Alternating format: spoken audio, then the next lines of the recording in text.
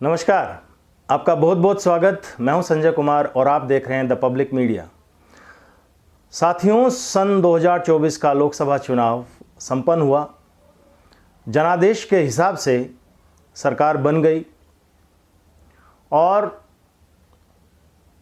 कांग्रेस और INDI alliance आप कह लीजिए और इधर बीजेपी के बीच में जो चुनावी संग्राम होना था वो हो गया। अब बीजेपी से तो कांग्रेस लड़ ली है।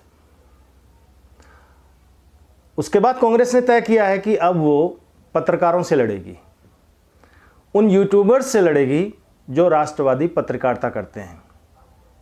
हाल ही में आपने देखा होगा रजत शर्मा का केस, जिसमें कांग्रेस की जो प्रवक्ता हैं रागिनी नायक, उन्होंने प्रेस कॉन्फ्रेंस करके किस तरह का आरोप रजत शर्मा पर लगाया था कि उन्होंने चलते हुए शो में उनको गालियां दी, जिसको उनके परिवारजन और पता नहीं कितने समर्थक जो है वो देख रहे थे। रजत शर्मा ने पलटवार करते हुए हालांकि उनको मानहानि का नोटिस भेजा है। उन्होंने ये भी क्लियर किया है कि उन्होंने कभी उनको गाली दी ही नहीं और पूरा पब्लिक के सामने अपना शो उन्होंने खोलकर रखा। पूछा भी कि बताइए आप, हमने गाली कहाँ दी है।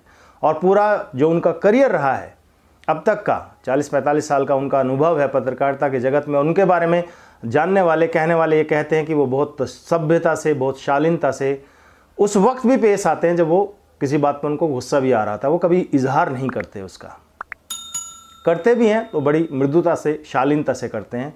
गाली का तो सवाल ही पैदा नहीं होता।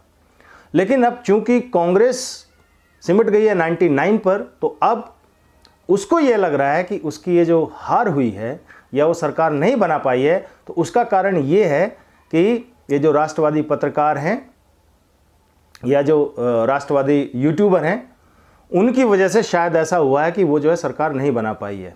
और शायद यही कारण है कि चुनाव के बाद अब वो चुन चुन के ऐसे पत्रकारों को और यूट्यूबर्स को कांग्रेस ने निशाना बनाना शुरू कर दिया है।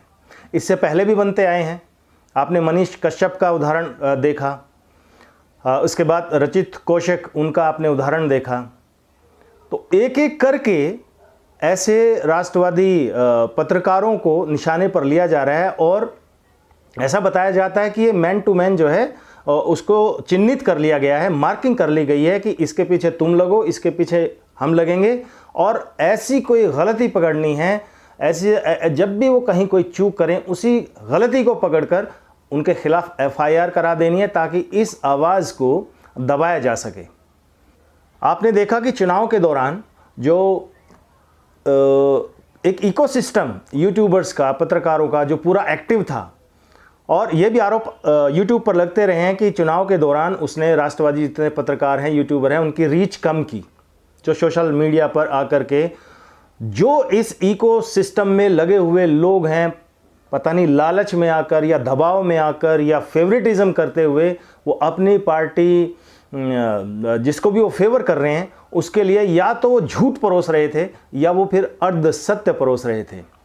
और जब ऐसे अर्ध सत्य परोसे जा रहे थे तो दूसरी तरफ ये राष्ट्रवादी पत्रकार थे जो उनके इस झूठ का पर्दाफाश कर रहे थे। और यही शायद कांग्रेस को नागवार गुजरा है और उसने अब ये फैसला किया है कि अब वो ऐसे चुन चुन कर राष्ट्रवादी पत्रकारों के खिलाफ एफआईआर करेगी और उनकी आवाज़ को दबाने का, कुचलने का कुत्सित प्रयास करेगी। शायद ये हार की खीज है। खुले मन से, बड़े दिल से जनादेश का स्वीकार करना वो शायद कांग्रेस को पसंद नहीं आ रहा। उसने शायद मुनासिब नहीं समझा कि एक जनादेश है और उसके हिसाब से उसको सर माथे लिया जाना चाहिए। लेकिन वो शायद कारण समझती है कि हमें शायद पूरी की पूरी सफलता मिल जाती, हम चुनाव जीत जाते, अगर इस तरह के यूट्यूबर्स या इस तरह के पत्रकार जो राष्ट्रवादी पत्रकारिता कर रहे हैं, अगर इनके झूठ को, इनके अर्धसत्य को एक्सपोज नहीं करते। तो शायद यही कारण है कि अब टारगेट किया जा रहा है ऐसे यूट्यूबर्स को, पत्रकारों को। बहुत सजग रहने की ज़रूरत है ऐसे यूट्यूबर्स को, ऐसे पत्रकारों को जो राष्ट्रवादी पत्रकारिता कर रहे हैं, जो देश प्रेम कर रहे हैं और अपने दम पर अपनी खुशी से एक राष्ट्र सेवा में लगे हुए हैं। उनको कोई बैकिंग नहीं है, कोई फंडिंग नहीं है। जिस तरह से इस इकोसिस्टम को जैसे बताया जाता है कि फंडिंग हुई है या बैक सपोर्ट भी इनको मिलता है, हर तरह से महंगे महंगे वकील होते हैं, उसके सहारे जो है ये बच जाते हैं। और आपने देखा होगा कि जैसे वो हालत है जैसे दूर गली में कोई कुत्ता अगर भौंक रहा हो तो इस गली के सारे कुत्ते मिलकर के उसके सुर में सुर मिलाने लगते हैं। तो वैसा हाल जो है इस इकोसिस्टम में लगे हुए पत्रकार और यूट्यूबर का रहा, जिन्होंने एक स्वर में एक जैसी बात की, झूठ प्रपंच फैलाने में, उसको एम्पलीफाई करने में इन्होंने पूरा अपनी जान खपा दी। लेकिन दूसरी तरफ ये राष्ट्रवादी पत्रकार थे जो अपने दम पर, अपने बल पर, अपनी मेहनत से रिसर्च करके राष्ट्र के काम में लगे हुए थे, ऐसे झूठ को, ऐसे अर्धसत्य को एक्सपोज कर रहे थे।